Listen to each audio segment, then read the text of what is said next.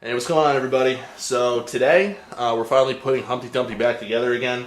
I have all the parts that I need to reassemble the engine. Finally got the oil baffle, which was welded in, and I also picked up some M3 camshafts.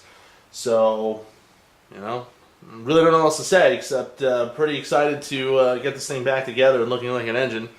So with that said, let's get this party started. Alrighty, so first thing we're going to do is we're going to reinstall that oil girdle, or the splash girdle, reinforcement girdle, whatever you would like to call it, back onto the engine. I did spend some time this week. I cleaned a lot of this hardware, got a lot of the varnish off of it. Also thread chased a lot of these holes just to make sure there wasn't anything going on in there that would prevent a bolt from threading and smoothing when I go to torque it back in place. Clean this up really the best that I could. I mean, this heavy varnish, I could spend more time cleaning it up and getting it off, but there's no win to be had there really by doing so.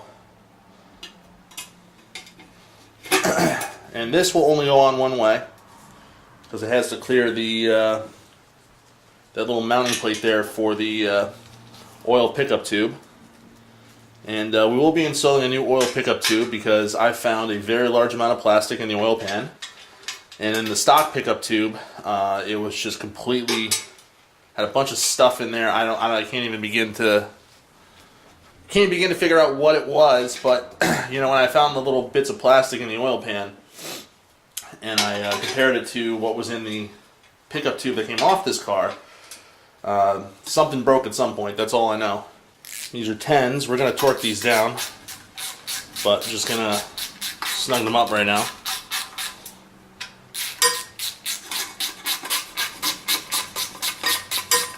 Alright, could not find an official torque spec for these bolts, but there is an official torque spec that BMW lists for varying bolts of different sizes and classes. Our M6 class 8.8 bolt is 10 Newton meters generically, which is roughly 89 inch-pounds, so we're just going to go off that.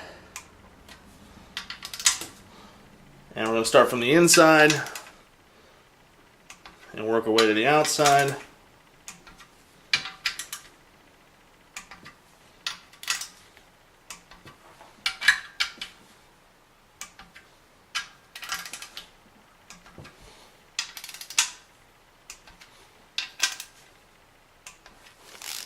I'm going to be marking every single bolt that I torque today.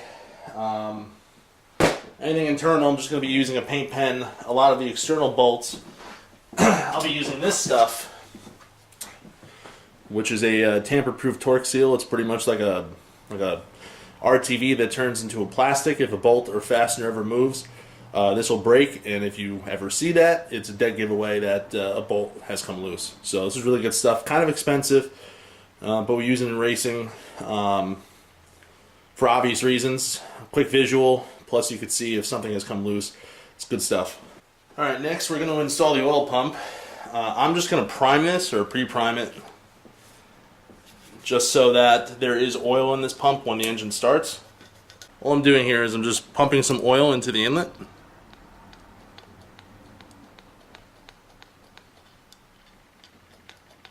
Doesn't matter which way you spin it.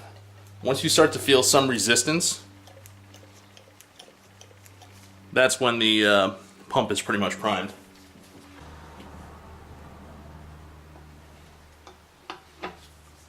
And it did have some oil leak out, of course.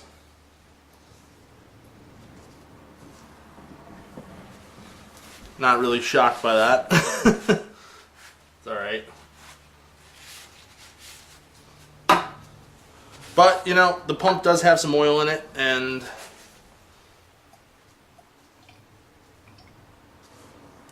that's all that matters.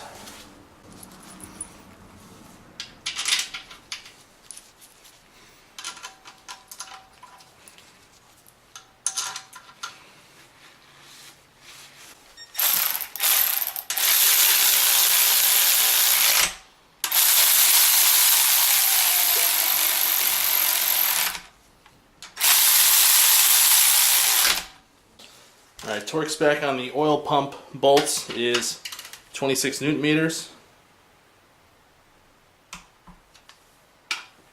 It's about 14 to 17 foot-pounds, somewhere in that region. Okay, I did mention I was going to install a new pickup tube. I'm installing the Z3 reinforced version.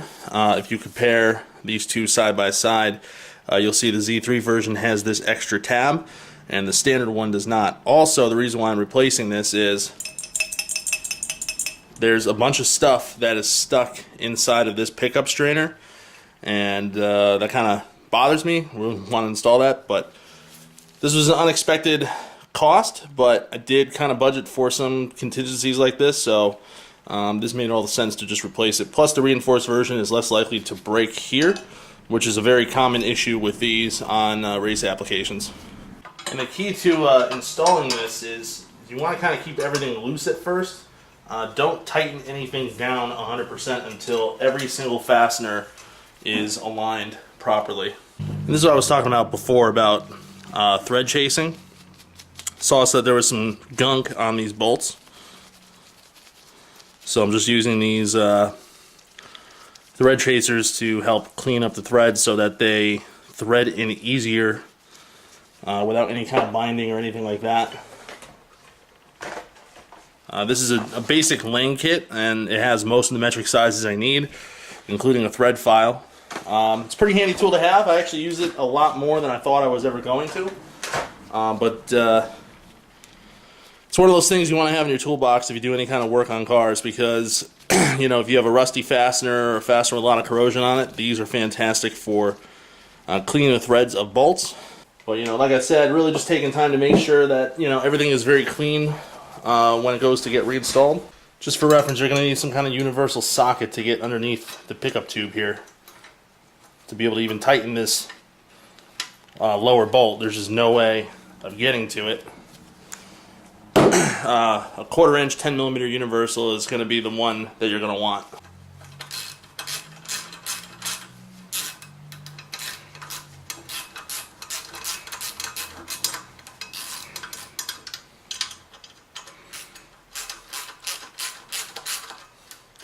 I mean, you can kind of see how I have to work underneath from this angle. There's no way you would ever be able to install this without that type of universal socket. It's just not possible. There may be other methods that I'm unaware of, but none that I would personally want to deal with. And these bolts should thread in freely. If there's any kind of resistance, you're fighting something. So don't force it. Use the smallest ratchet you have during assembly, because that way you're not going to be able to over torque anything or fight something so that it threads into place. You don't want to do that. I'm not aware of any torque spec for these. At least I couldn't find one. So, you know, we're using some common sense here and just snugging these down within reason. Alright, so here's our oil pump sprocket. I cleaned this up. And here's our new oil pump nut. You should replace these. As you can see, I went ahead and drilled the end of it, so there's a hole that passes through. That hole is going to be used to safety wire the nut to the sprocket. Installing a new oil pump chain. This is an IWIS Racing chain, so they're listed to be 30% stronger, more durable. How that figure was come to, I don't really know. We're going to fully seat our crank sprocket. Now, in terms of the installation of the sprocket, it can only go on one way because the offset of the chains or the sprocket portion here, because there's two sprockets, one's for the main chain, one's for the oil pump. This is only going to line up one way. So if you slide this on and the oil pump sprocket doesn't line up with the chain sprocket or the crank sprocket, then you know you have it on incorrectly.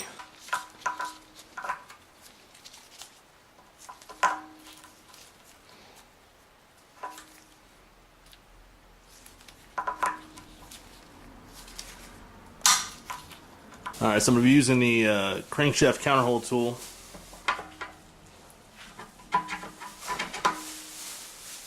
So that I can counterhold the crankshaft and torque the oil pump nut. Remember, it is left-hand thread.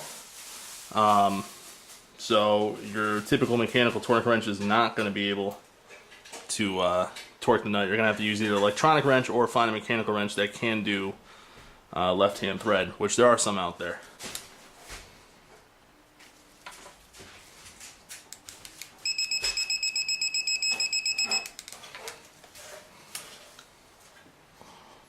$5 Nm.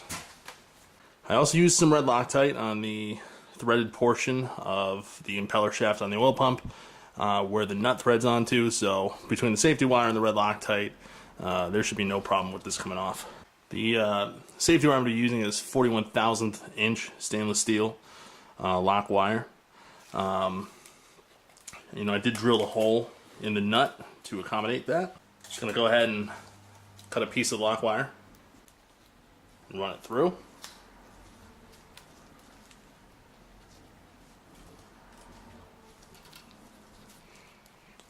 Always cut more than what you need. So because the nut is left-hand thread, we're going to want to put tension on the nut in this direction. So probably what we're going to do is safety wire around this portion of the sprocket here. So basically directly to the left of the nut here. And this will keep tension on the nut in the counterclockwise direction, which is what you want to make sure that the nut doesn't come off. Now, the safety wire pliers I have will wind the safety wire clockwise, so I'm going to kind of get a twist going down here just so that it's tight, or it'll start twisting down here, which is where I want it to put tension. I'm going to clamp down, and we're going to go ahead and start our twist.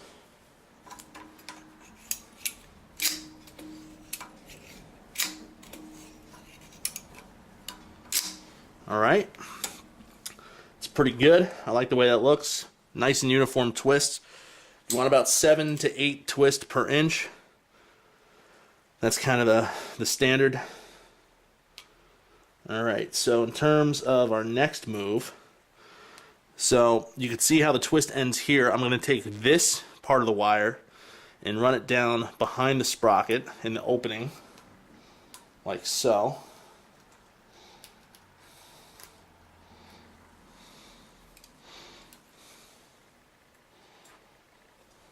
And the reason for that is it's already twisted in that direction. And so when we bring the wires through and start twisting on this end, we're not going to have to worry about this twist unraveling there.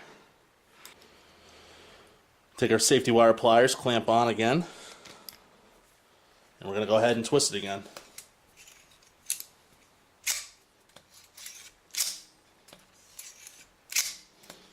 We do want it slightly tighter on this end than on that end, only because we're going to be cutting the wire here, and we want some of the strength of the wire to basically hold it twisted together.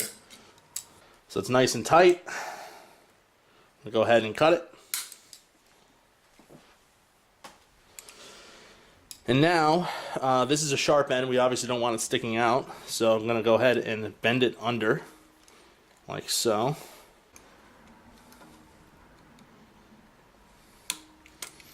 I'm going to go ahead and just twist that under and crimp it together so that, we don't cut ourselves in the future if we ever have to take this apart. And then this pigtail end, we can just kind of work under and up against the nut. Alright, and there we have it. We have a safety wired oil pump nut, and we don't have to worry about this nut potentially backing off in the future. Between the red Loctite and the safety wire, there shouldn't be a problem. But that's how you safety wire an oil pump nut on any of these straight 6 engines from BMW. Alright, next we're going to install our new timing guides.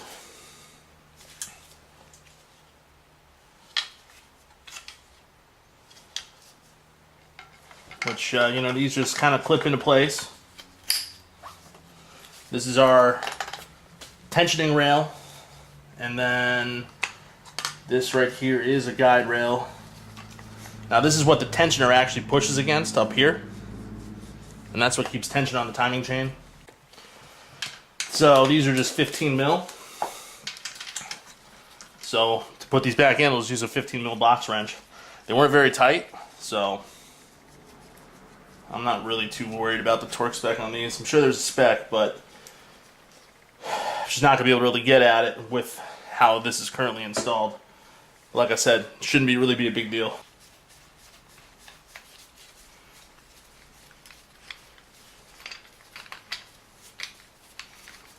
There we go. Installation much easier this way.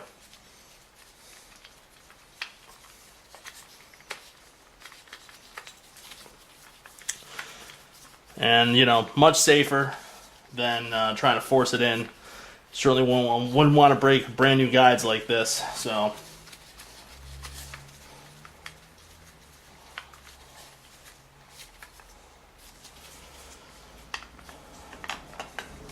and also what I'll do is I'm going to use some MOS2. It's a liquid moly assembly lube. I'm going to put it on the guide rail here. So on the first start, these are lubricated. And then we don't have to worry about potentially, you know, any dry run on that. So use a little bit of assembly lube on these just to make sure that it runs in nicely.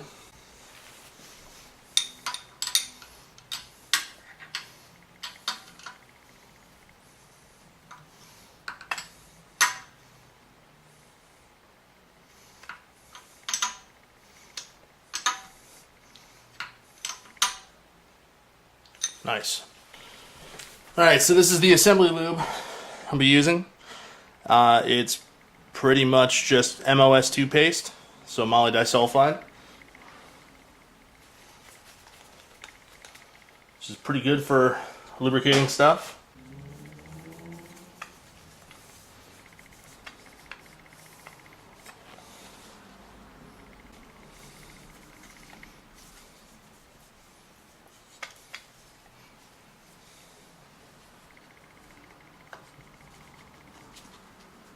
Alright, so got a nice little layer going on there.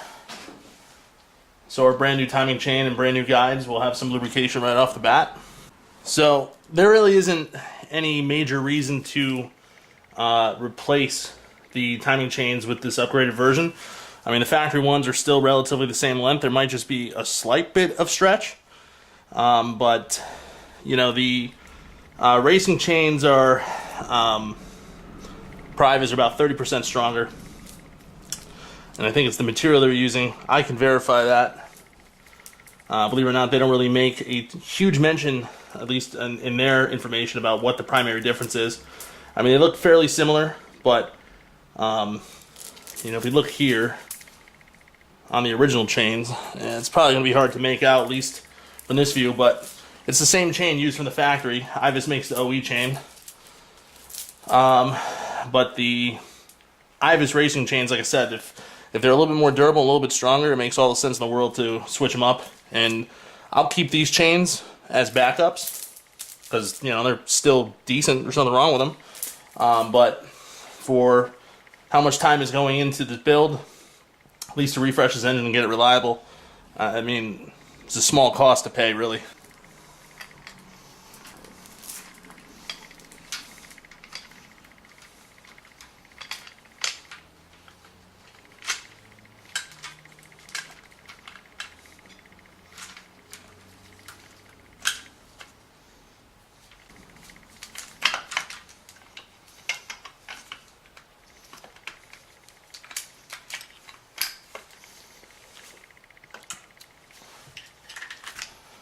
To install our front main, or our timing cover, I'm going to use this stuff. It's called Dry Bond 1209.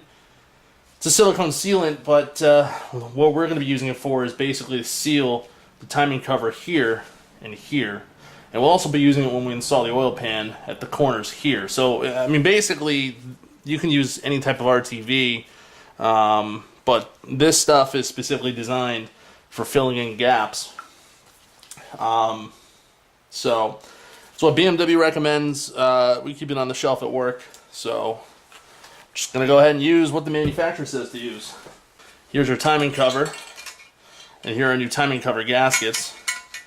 And we pretty much have to lay this in place without the gaskets falling off. You can use zip ties, I suppose, to hold the gasket in place, and then cut the zip ties once you get it fully in place. What I'm going to rely on are these alignment dowels that are on the timing cover to relatively hold the gasket close to where it needs to be.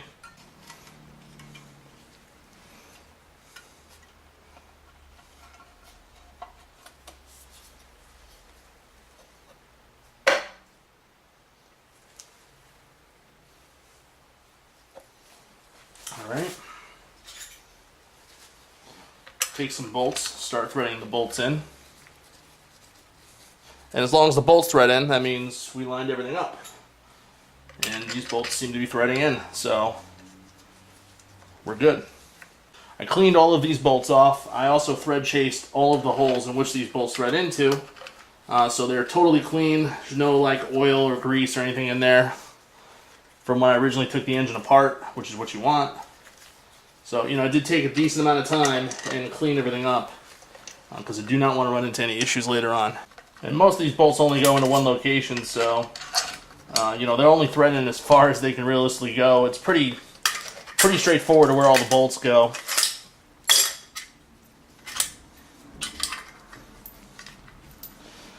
These last two bolts, these go through the top of the cylinder head, and these come at the bottom at the oil pan, so I'm going to hold those off to the side for now.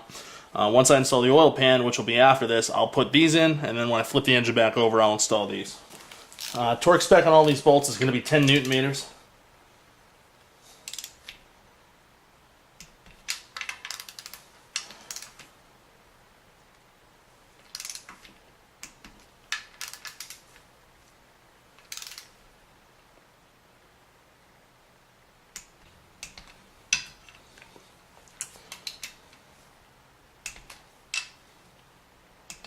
Alright, there we go. All torqued to spec, just the way we like it.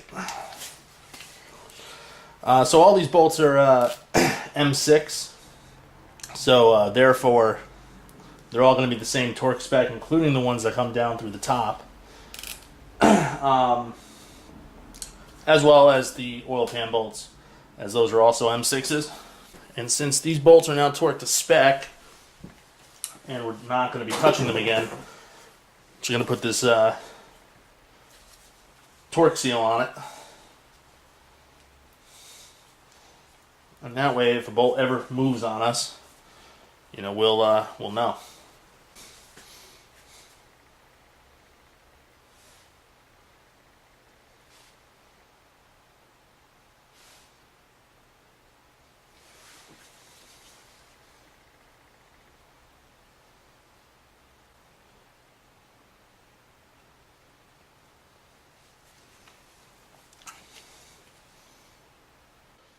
So we're at the point now where we're going to install the oil pan.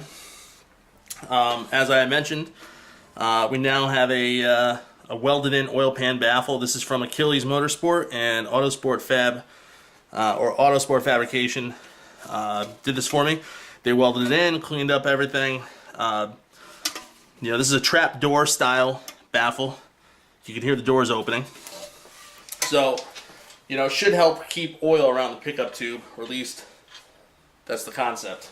Now, I'm using a Corteco oil pan gasket.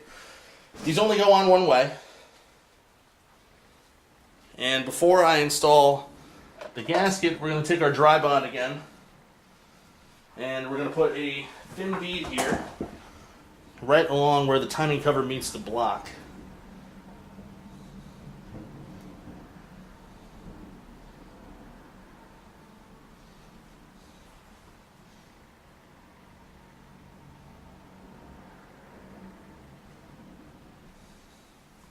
There we go. And that will take up any slack that's left over, or any gap that the oil pan gasket itself can't fill. Only doing it at the front timing cover because I still need to take the rear main seal cover off, and I have to do that off of the engine stand. Otherwise, I'm not going to be able to get it off. And we'll just deal with that later. That's not a huge deal. We're just going to put this in place. Just going to drop it into place, like so. The extra RTV will push out, and then we're going to go ahead and drop our oil pan into place. But what we want to do with the oil pan is we want to make sure that it's completely even with the engine block in the rear. There is some adjustability here, but you want to make sure that, like I said, the oil pan sits flush against the engine block. And make sure we're even. Pretty good. Pretty good first time around. Not bad at all. Alright, we're going to run all of these bolts down now. Everything is lined up.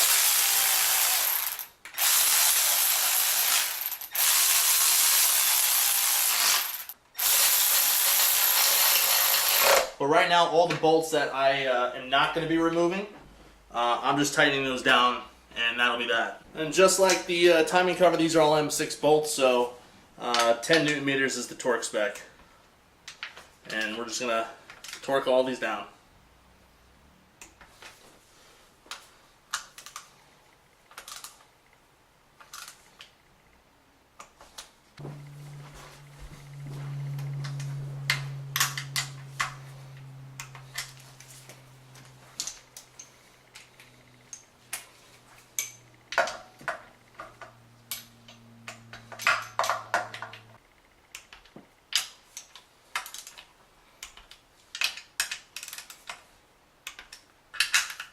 And now that these bolts have been tightened and are not going to be touched again, do the same thing as we did with those timing cover bolts. Put a nice little tamper-proof mark on them.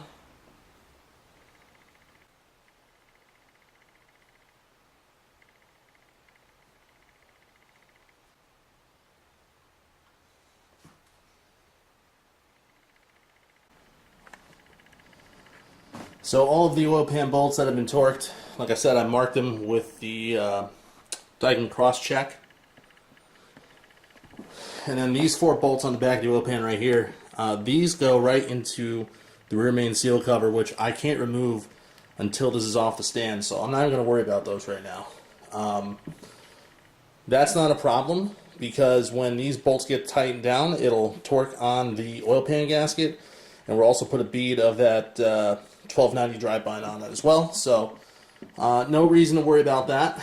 But every bolt that's been torqued externally to the engine, we've already marked. You can have a paint marked fastener that spins 360 degrees and ends up right exactly where the paint mark is, and you'll think it's not, you'll think it's fine, and then you'll later find out that it actually is loose. This stuff, if the bolt moves even the slightest, it breaks. And so if you see the mark missing on any of these bolts, that's your dead giveaway.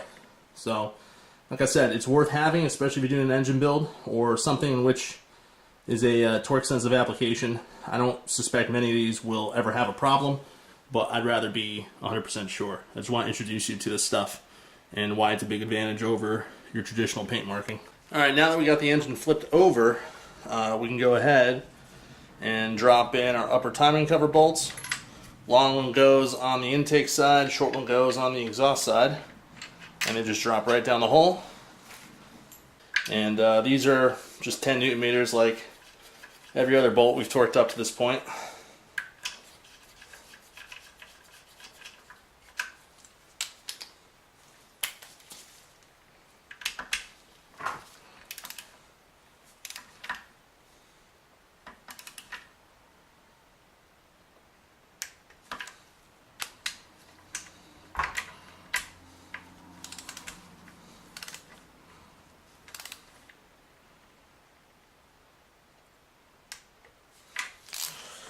Alright, so all of our timing cover bolts are back in. Now we can focus on the upper part of the engine here. And what we're going to be doing is installing M3 cams. I have cams from an S50, which will drop into the M52 head since they use the same cam trays and everything else. So it is a direct swap. However, do have to do a couple things to get the engine ready to do the cam installation. Number one is we need to take the engine out of top dead center, and by doing that, it will allow us to rotate the cams 360 degrees so that the valves are not hitting the pistons. And then we need to remove each camshaft in a very specific way.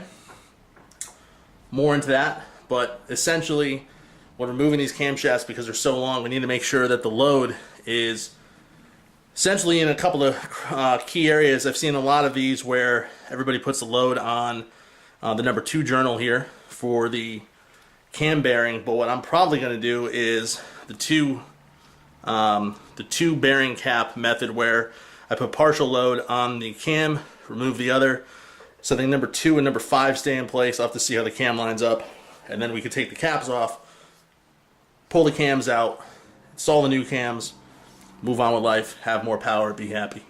That's the plan. Alright, so right here is our timing mark on the timing cover, and the timing mark on the crankshaft harmonic balancer. I'm going to grab the main timing chain so that it's not stuck on the exhaust cam, and I'm just going to rotate this about 45 degrees, which is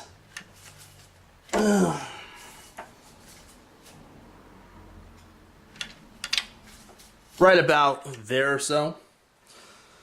So your top dead center mark is going to be pointing basically to the right of the water pump housing. And the way that we know we're off of top dead center enough is more or less we have enough clearance on cylinders number 1 and number 2, and we should be able to move the camshaft over 360 degrees without it hitting anything.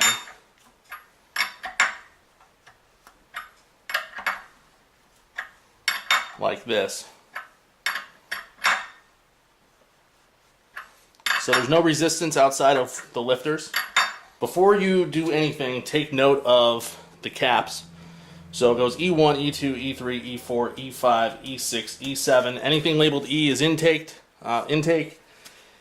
Over here, A1 through A7. A1 at the front, A7 at the rear. Obviously sequential all the way through. Anything labeled A is your exhaust.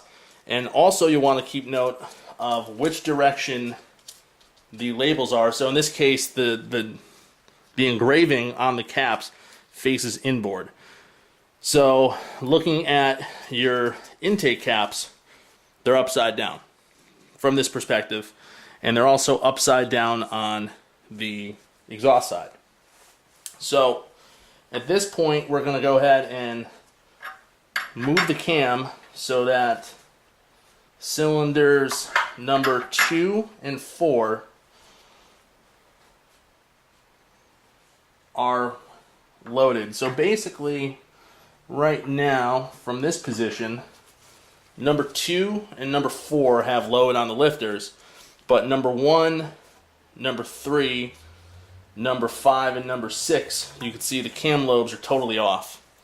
And so from there, what we can do is we can break free E1, E2, E4, E5, and E7 and remove those caps.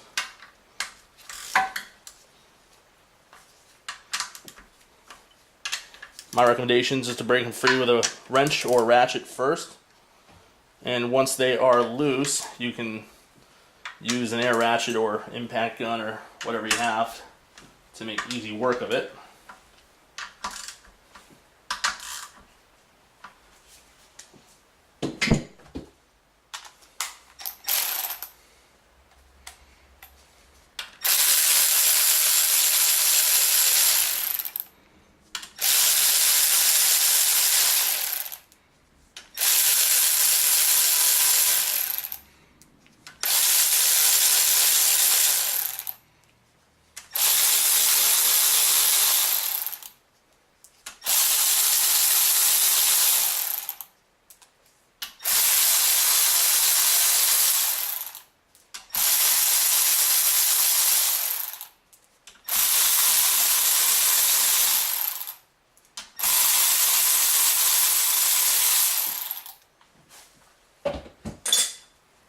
And we'll go ahead and remove the cam journal caps. They should just come off freely. Well, E1 here was being, there it goes. E1 came off. Now is obviously a good time to check the condition of the caps. We'll clean them as well.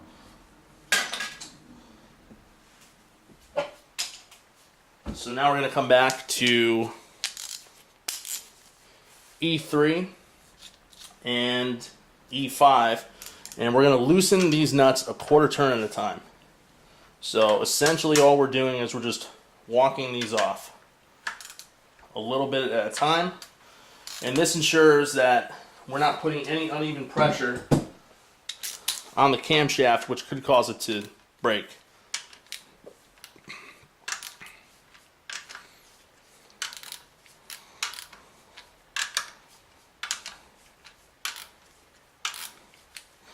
And you know, this same procedure is going to work for your M50, M52, S50, S52, M54, M56. Same general principle here because it's the same setup. I think doing it this way is the safest. Basically backing two caps off a little bit at a time versus putting all your pressure on one. Because if you did E2 versus E3 and E5, you would need somebody to hold the camshaft to make sure it doesn't walk on you. So I think this is the safest way to do this, all things considered. Obviously the factory tool is going to be the easiest to do this with. However, at, you know, probably $2,000, I don't think that's realistic.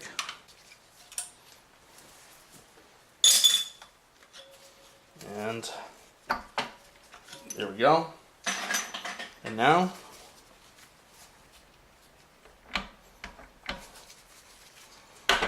there we go. We'll come in here with our assembly lube.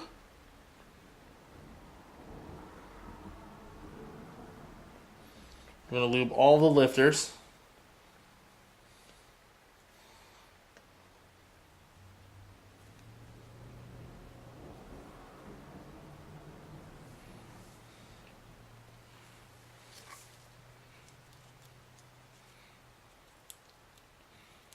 And then we're going to lube the caps as well.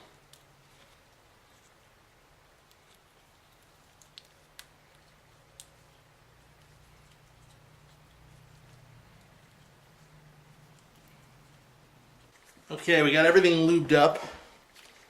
We're just going to go ahead and drop the cam into place, and we want to put the cams in such a position that we're just barely going on. We're barely coming off number 2, and we're just going on number 4. So we're trying to recreate the exact same positions we had before when we took it apart. So we need our E3 cap, which will go right here.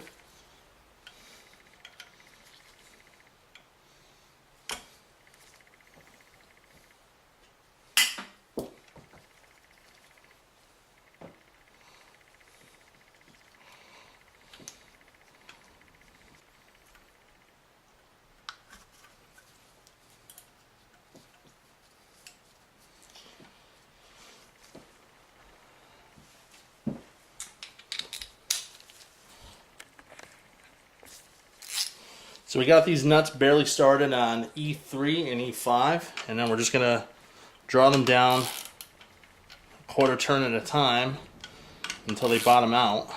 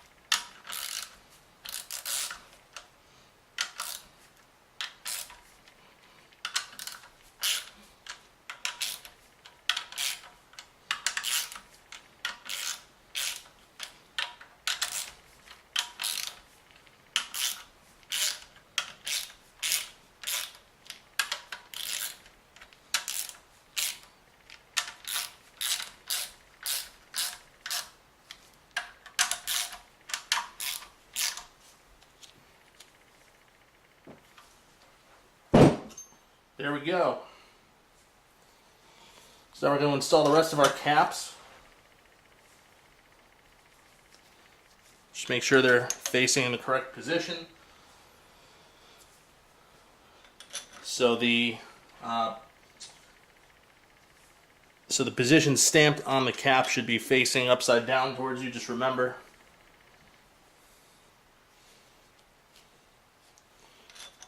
There we go. Reinstall the nuts and then we'll torque down the spec, and then honestly I'm not going to film the exhaust side because it's the exact opposite of what, or it's exactly the same as what we did here.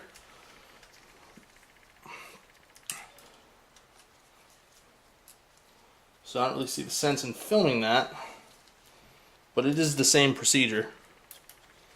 The only thing we'll have to do over here is find something to hang the timing chain from, which shouldn't be a big deal, but we'll find something. And then we'll take that cam off, install the new cam, and then we'll be good to go. And then we'll have S50 cams in our M52 engine.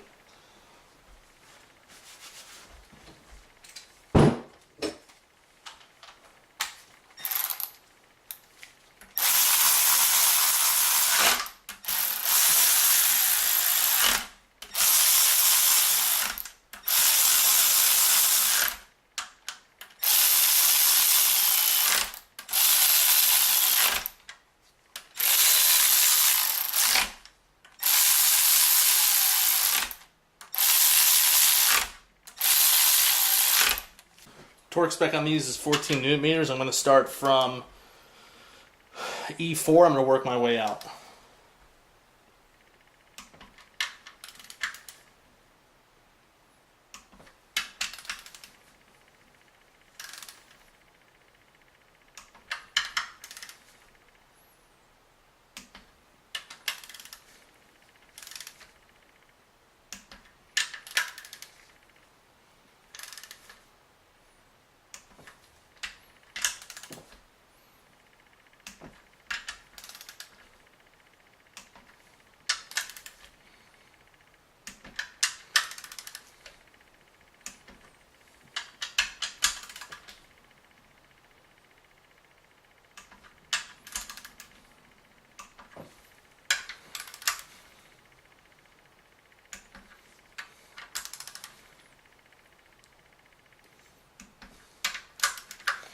So I'm just going to recheck them again real quick.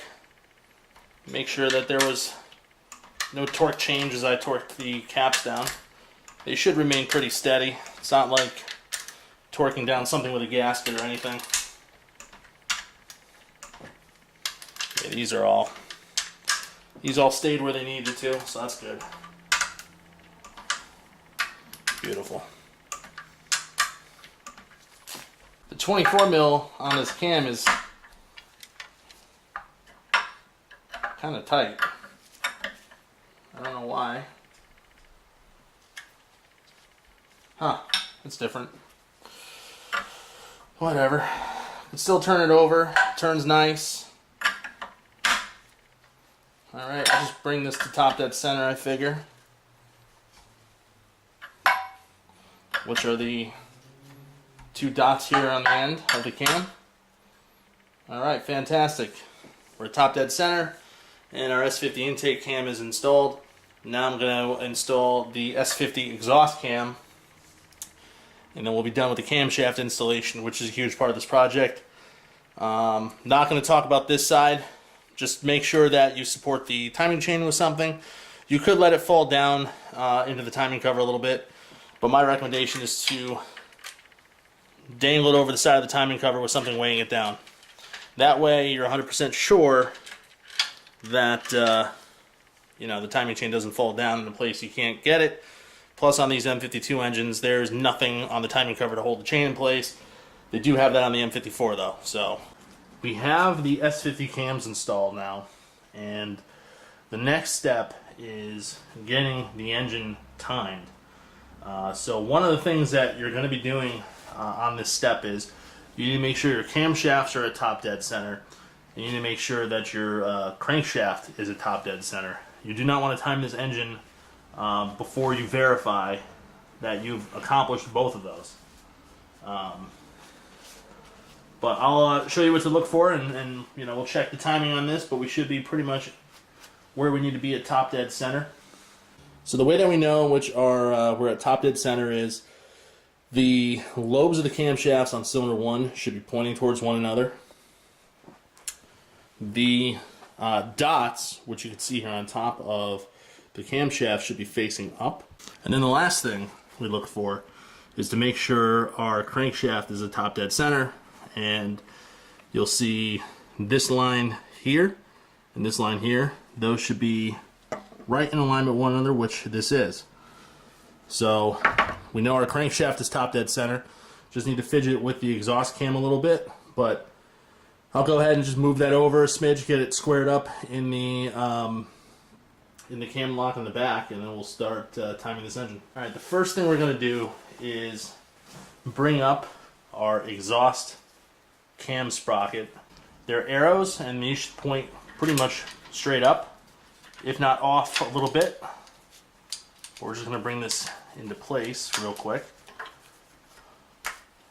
Now, one thing to note here, BMW's repair information suggests that when you initially put this cam gear on, the holes in the slot should be towards the left. However, that doesn't work if you have a brand new timing chain. There's not enough wear between each link to allow for that. And I'm pretty sure the repair manual is built off of the premise that you would be reusing your timing chains. So what you want this to end up like is you want these holes to be lined up when you have your tensioner installed.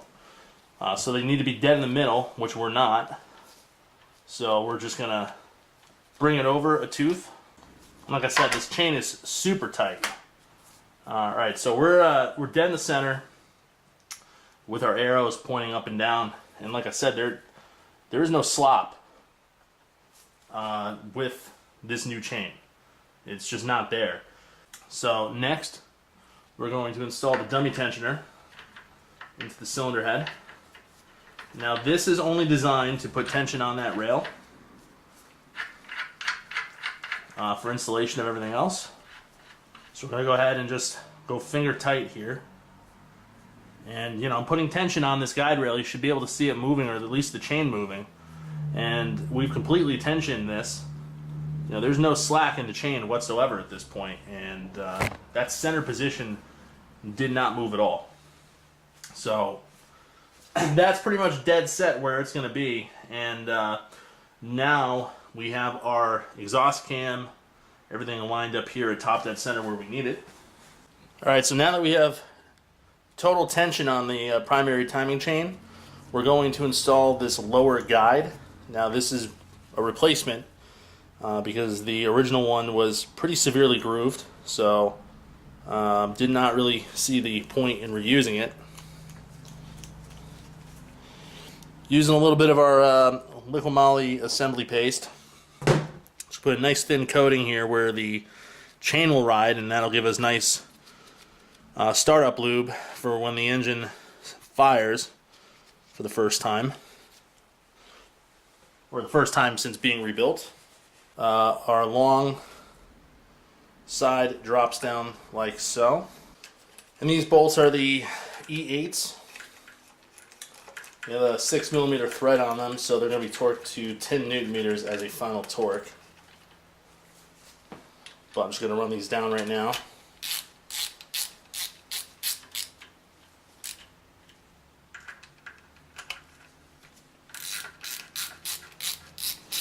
Now this guide is also the upper timing chain guide as well. The upper timing chain rides right through there.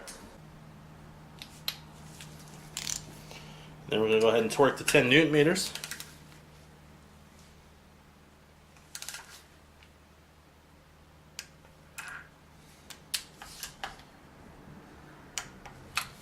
Our next step is to install the camshaft position sending wheel, which only fits on one way, obviously the nub right there.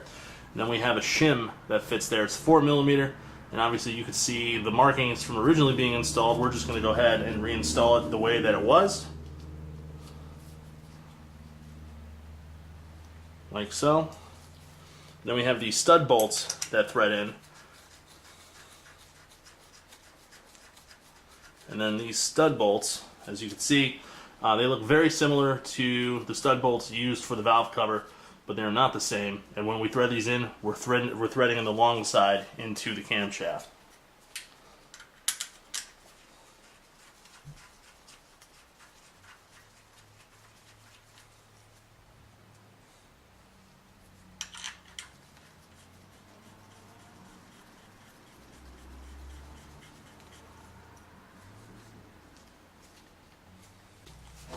Torque spec for these stud bolts is 20 Newton meters.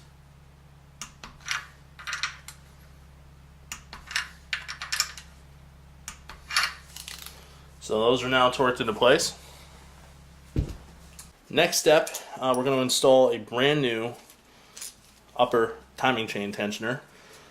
Our other ones were pretty grooved, so we're just going to go ahead and replace it. You got 3 different bolt sizes. You got 1 long, 1 short, and 2 medium. The medium go directly on top. The long one goes right here through the front.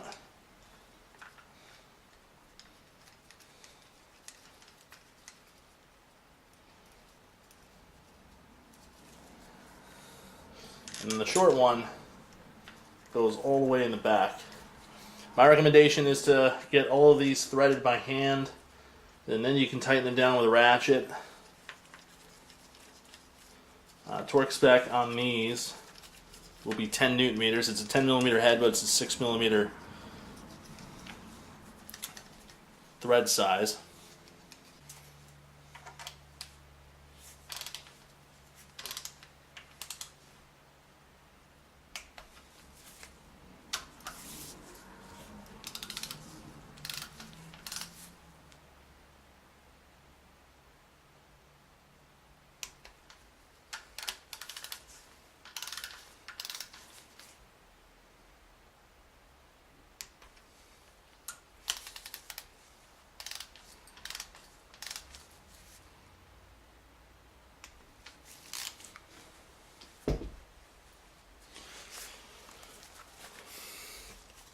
We're also going to apply a nice thin layer of this Lokomali assembly lube right across the top of this guide rail here. So give some lubrication on startup. You'll notice with the cam gears installed, you have a certain amount of travel that the cam gear can go. And what you want to see is you want to see that when the cam gear is going all the way to the right, these bolt holes, or in this case stud in this hole, are aligned all the way to the left. And when you go all the way to the right, or I'm sorry, you go all the way to the left, that the bolt hole is all the way into the right side of the opening, or the window. Alright, so we're going to now install some of our additional hardware. You want these sprockets pretty much centered up, and what we're going to do here is we're going to first install our 2 millimeter shim, and then we have our spring washer. The spring washer is concave, you can probably see that. The outer diameter has to be touching the 2 millimeter shim. The last piece is going to be the 4 millimeter shim, and we get a nice little stack like that. So we're going to thread on these 10 millimeter nuts. These will end up getting torqued to 10 Newton meters.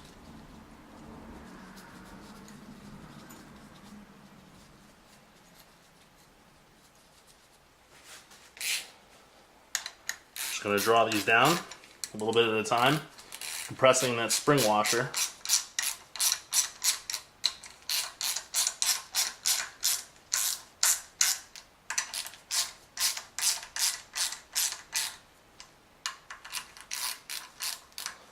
Now there's a version of this where it's only I believe it's a 4mm shim, but I don't know how many of those are floating around out there. Most of these cars have the dual plate with the or two shims with that washer. It's the most typical. Like I said, these nuts are torqued to 10 Newton meters.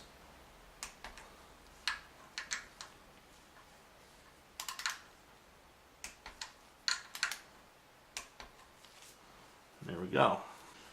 The last thing, we have this washer for the exhaust that goes on with these 4 E10 bolts. Now, these E10 bolts are going to be torqued down after we get the Vanos on.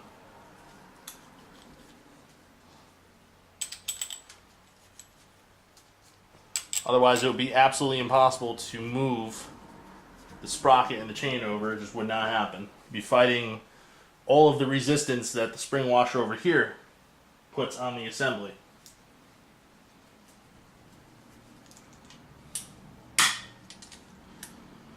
So what we're going to do here is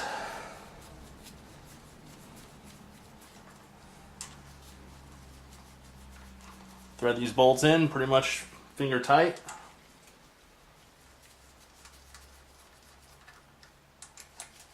And these will get torqued after the fact. Once we get the Vanos on, we'll be able to torque them.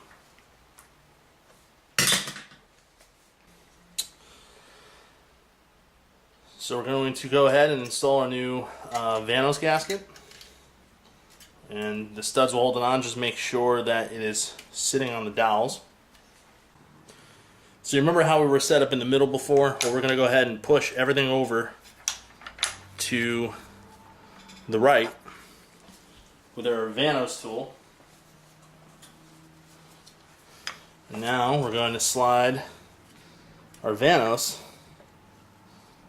into place. Just make sure it gets lined up here on the studs. So I'm just rotating. So you see how as I was rotating it got caught. That's what we want.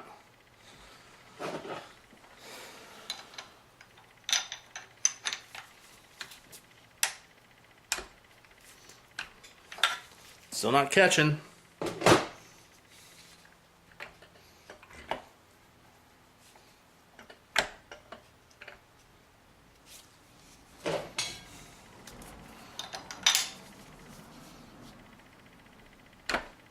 There we go.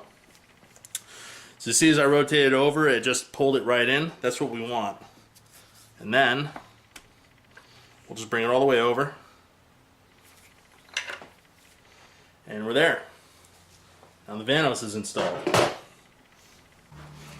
Going to install some of the Vanos hardware here.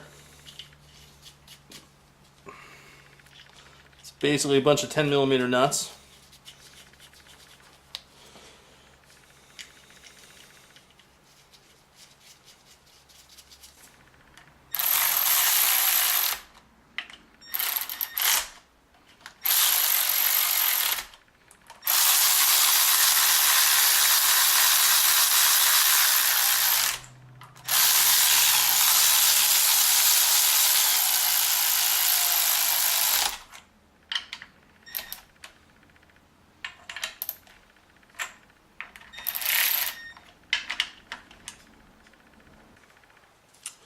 And now we can also install our real tensioner, which is going to be the S52 hydraulic tensioner.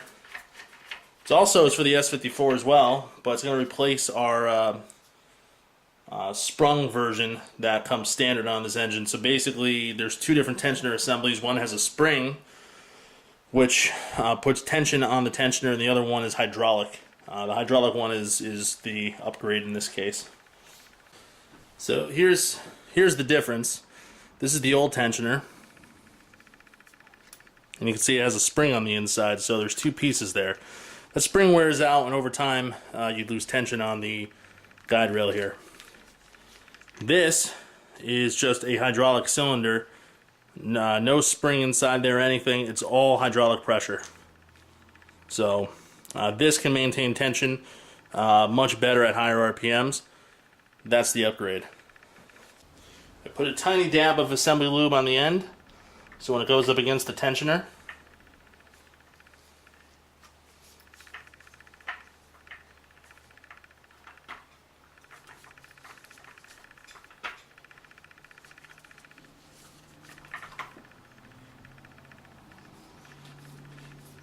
there will be some lubrication for it. I'm installing a new crush washer for this as well.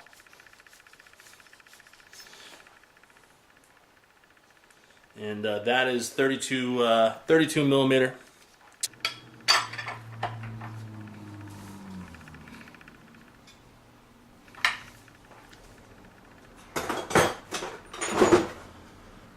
I am going to torque this later. I just don't have a deep 32 with me right now. I only have a shallow, which doesn't cover the entire cylinder, so I'm not going to worry about that. It's not a big deal. Could do that at any point. I just barred the engine over by hand, and everything feels good. There's no obstructions. Everything moves smoothly the way that you'd want it to. We're going to reinstall our Vanos plugs. And these get torqued to 50 Newton meters.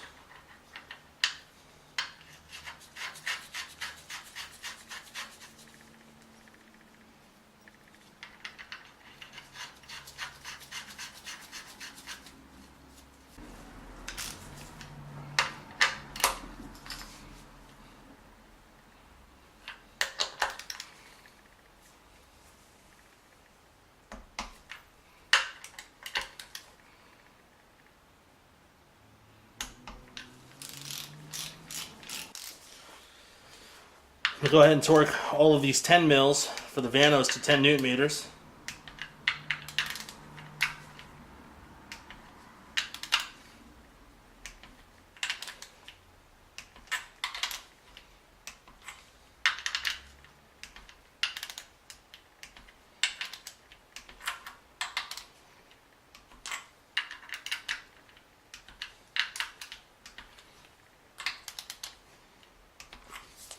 When we reinstall the engine mount bracket or the engine support or lift bracket, which goes here, that's a bigger 13 millimeter headed fastener. I want to say it's 8 mil thread size. This will have a different torque spec. It also is part of the thermostat housing, but we're not there yet. Those are all the accessory installs. We're just looking to get the valve cover back on, brand new spark plugs in, all that good stuff.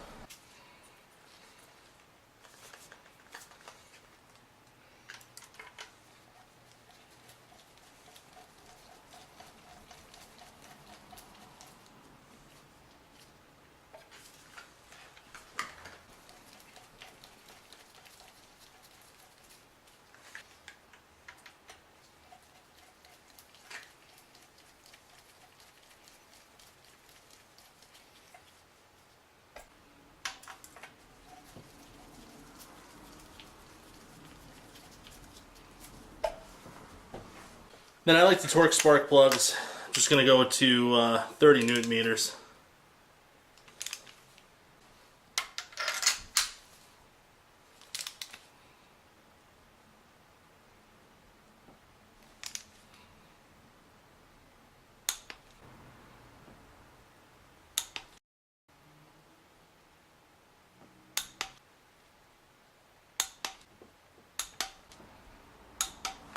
Next step, we're going to go ahead and install the valve cover. We've cleaned all the hardware, all of these individual bolts, they've all been cleaned. The sealing surface has been cleaned. So what we're going to do is we're going to lay a bead of this dry bond right here. And we're going to lay another bead over here.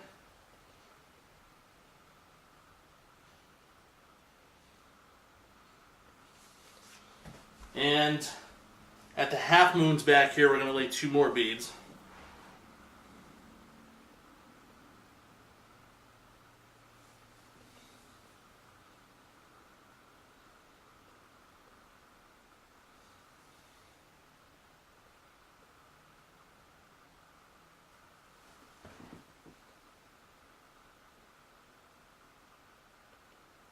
And now we're just going to go ahead and drop the valve cover into place.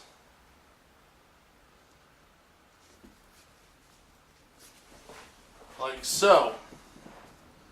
All of the new cap nuts have brand new rubber grommets on them. You should replace them. They get pretty brittle and hard over time. So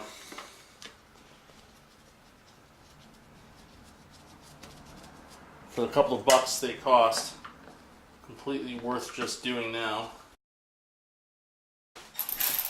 We're going a crisscross pattern here. I'm going to start from the in, work my way to the outside.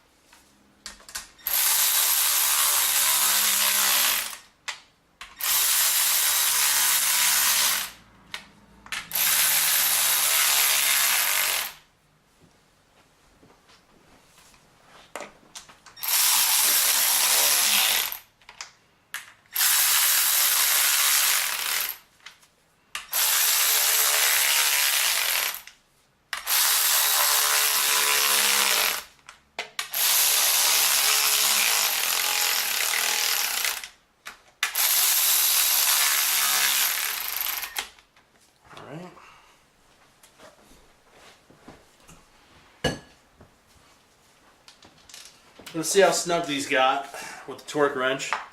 Like I said, I didn't really go crazy on them. Yeah, we still got a way to go. So the gasket itself is pretty elastic. So even as you tighten these down, you'll get to the point on some of them where you know you can just keep going and going until they really just start to snug up. Like we went pretty far there, and it's snugged up.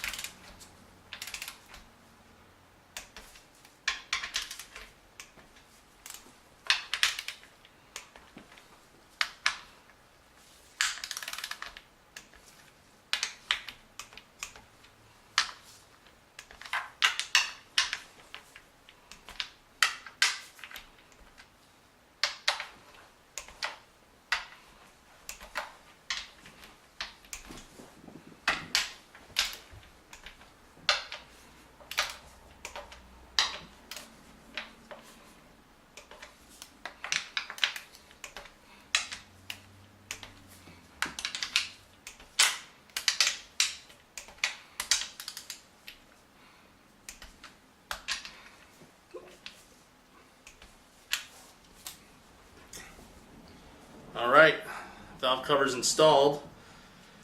We got that gasket nice and evenly compressed, which is exactly what we want. Really is the trick to installing these, is just to get that gasket to settle evenly. You know, not only is the gasket pretty flexible, but these little rubber grommets are too. You know, my recommendation to replace them every time you do a valve cover gasket is they shrink over time, and you know it just becomes damn near impossible to be able to torque the valve cover properly with these things so rotted out. So it's just best to replace them, in my opinion. Alright, we're installing the oil filter housing now.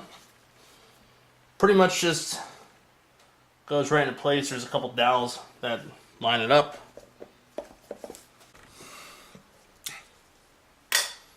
Okay, we got bolts of varying sizes that go into this housing.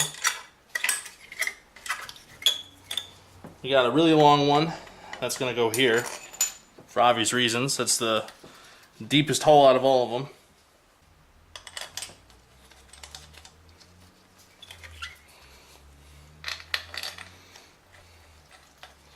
Most of the locations of these bolts should be pretty self-explanatory based on the depth or the mounting depth. You know, they're only going to fit one place. We got this one kind of hidden down in there. The heads of all these bolts are 13 mil.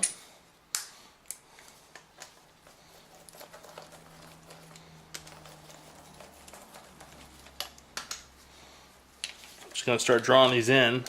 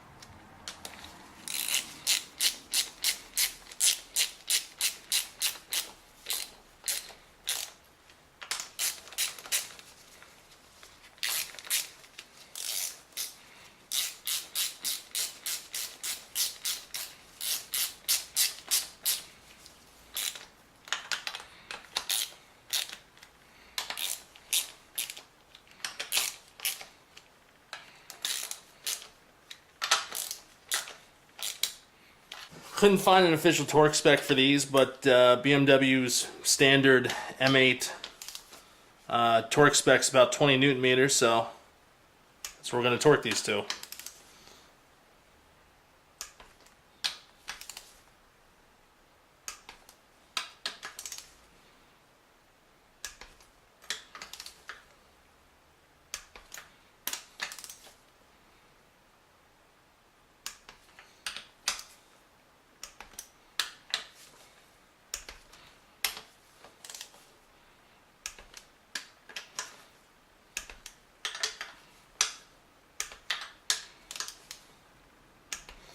So our oil filter housing is now back on, and the pile of parts on the table is getting smaller and smaller. Most of it's stuff that's not even going back on.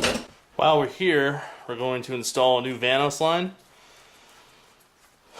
I'm just going to put a stock one in for now, but I am considering doing a Chase Bays one down the road.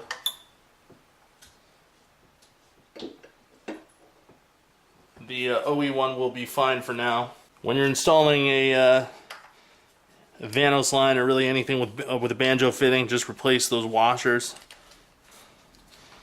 These are aluminum, at least on this particular. It used to be copper, but now they're aluminum.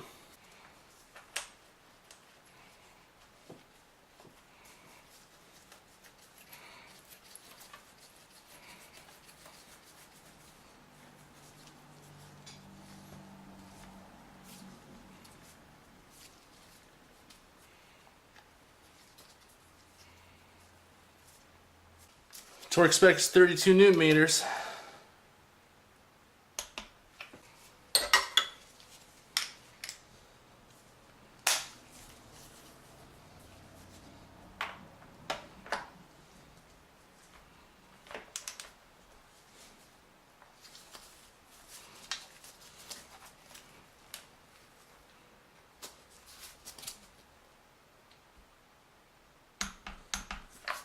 So yeah, I mean that's pretty much it. You know, the engine went back together pretty easily. It's going to be the same process for any of the single Vanos. I mean, even the non-Vanos M50 engine, a lot of the stuff is pretty much the same. We covered a lot of different things in this. I mean, you know, we had the camshaft install. We had all the timing components, safety wire, oil pump nut, installing an oil pan. I mean, literally everything. We've gone through this engine I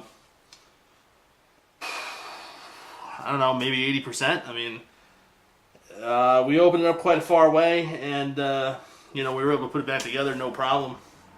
Like I said, it's a pretty simple engine to work on. You don't really need too many tools. It's a lot of 10, 13, the occasional 19, 22 for this bastard. You know, the Jesus bolt. You know, I still have a lot of work left to do on this engine. We're nowhere near completion. Still to install all of the accessories, although I might wait to do that until I install the engine in the car. We'll see about that though. It's up in the air at this point. I've got a lot of stuff coming up right now. Going to be on the road for a couple of weeks in March. You know, racing. I'll try to get some footage of that. It'll be a little bit different than just an E36 build. Right now, I'm looking at probably getting this thing done early to mid-April. Still have, you know, a ton of stuff to do. You know, I got to refresh the entire rear E36 M3 rear end. You know, all new bushings for that. I still have a whole slew of stuff to do for the front end. So there's still a lot left. It's just not going to be the engine build, but the engine build's a big part of it. I'll be interested to see how this engine performs with the S50 cams. There's obviously a difference there in terms of lift and duration, so it'll be interesting to see how that plays out. But I'm getting kind of excited for this. You know, this was a long time coming. I was getting really antsy to put the engine back together. But you know, it came back together pretty well. Hope you're able to learn some stuff. I'm going to put all of the important torque specs, things like that, in the description below. Of course, if you have any questions or comments, leave it in the comment box below. Hit that like button if you like what you see. And you know what? Subscribe. We'll have plenty more videos coming out. We're just beginning on this channel. But other than that, hope you enjoyed, and I'll see you for the next one.